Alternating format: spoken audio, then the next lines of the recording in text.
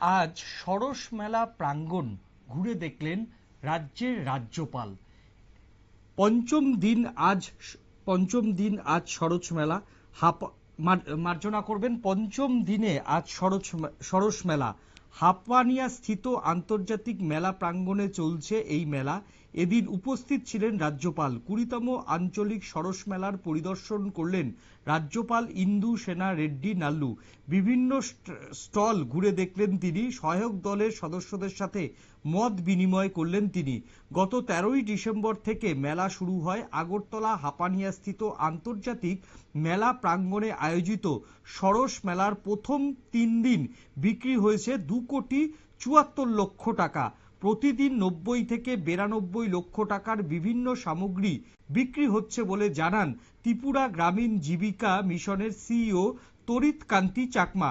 মঞ্চে উপস্থিত পশ্চিম ত্রিপুরা জেলা পরিষদের ভারপ্রাপ্ত সভাধিপতি বিশ্বজিৎ শীল, উত্তর জেলার অতিরিক্ত জেলাশাসক অরূপ দেব,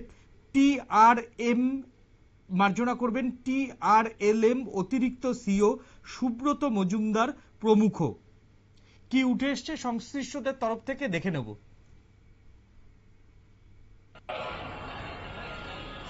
सब स्टॉल्स घूम के देख के आया हूं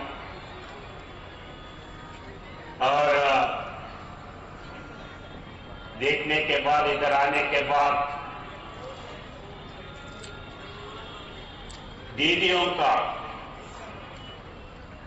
कैसे उनका फाइनेंशियली इंप्रूव हुआ है, सेल्फ हेल्प ग्रुप्स कैसे कैसे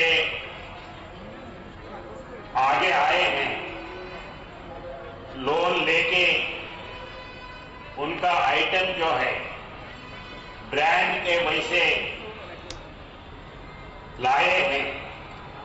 पहले होता था साबुन बोले तो लाइफ बॉय साबुन, लक्स साबुन और ऐसे होते थे, या तेल होना है, कुछ मसाला होना है, डाबर का तेल या मसाला का मल्टीनेशनल कंपनीज का नाम होते थे।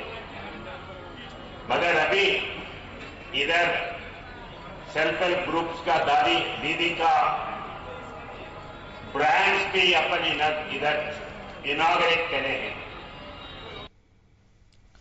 সরস মেলার ফলে এখন কিন্তু যে স্বনির্ভর গোষ্ঠীগুলি, সেই স্বনির্ভর গোষ্ঠীগুলি তাদের দ্রব্য অনেক বেশি মানুষের মধ্যে পৌঁছে দিতে পারছে। সেই সঙ্গে যে আন্তর্জাতিক ব্র্যান্ডগুলির সঙ্গে চুটিয়ে ব্যবসা করছে লোকাল পণ্য, এমনটাই কিন্তু দাবি করলেন রাজ্যের রাজ্যপাল। এখন নিয়ে নেব ছোট্ট একটা বিজ্ঞাপনের বিরতি। বিজ্ঞাপনের বিরতির পর ফিরে আসছি অন্য কোনো খবরে। সঙ্গে থাকুন নিউজ ভ্যানগার্ডের পর্দায়।